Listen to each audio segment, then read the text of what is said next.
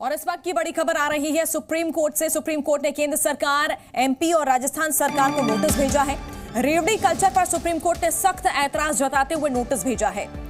MP और राजस्थान में चुनाव से पहले सीएम की तरफ से की जा रही घोषणाओं के खिलाफ दायर याचिका पर सुनवाई करते हुए सुप्रीम कोर्ट ने दोनों राज्यों, केंद्र और चुनाव आयोग को नोटिस जारी कर जवाब मांगा है।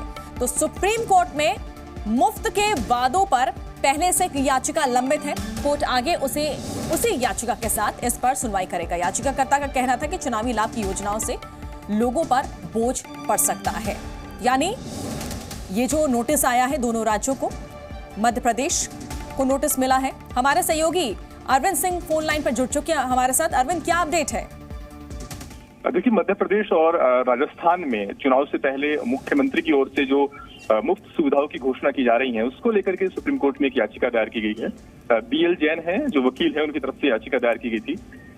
आज याचिकाकर्ता के वकील की तरफ से कहा गया कि दोनों राज्य कर्ज के बोझ से दबे हैं, लेकिन इसके बावजूद जनता के लिए मुफ्त सुविधाओं की घोषणा हो रही है और जाहिर तौर पर इसका सीधा फायदा जो है राजनीतिक लाभ लेने के लिए ऐसा किया जा रहा है और इसका नुकसान उन लोगों को भुगतना पड़ रहा है जो कि टैक्स पेयर्स हैं। बहरहाल चीफ जस्टिस ने पहले ये कहा कि चुनाव से पहले इस तरह की घोषणाएं होती हैं और इस पर नियंत्रण लगाना कोर्ट के लिए कोई आसान काम नहीं है, लेकिन कोर्ट ने ये कहा कि हम फिलहाल दोनों राज्यों को, केंद्र सरकार को नोटिस जारी कर रहे हैं। इसके अलावा कोर्ट ने याचिकाकर्ता को इस बात की सलाह दी है कि वो आरबीआई और सीएजी को भी इस मामले में पक्षकार बनाए ताकि उनका भी पक्ष इस पूरे मामले पर आगे सुना जा सके।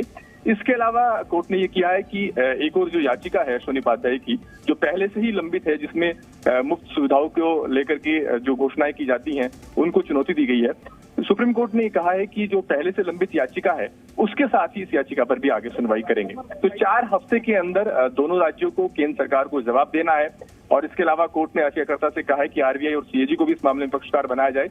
और याचिका में वही सवाल उठाया गया है कि चुनावी लाभ लेने के लिए जिस तरह की घोषणाएं हो रही हैं वो कर्ज में बोझ के तले दबे राज्यों के लिए एक खतरनाक संकेत है और इसका सीधा नुकसान आम जनता को भुगतना पड़ता है, उन पर बोझ पड़ता है।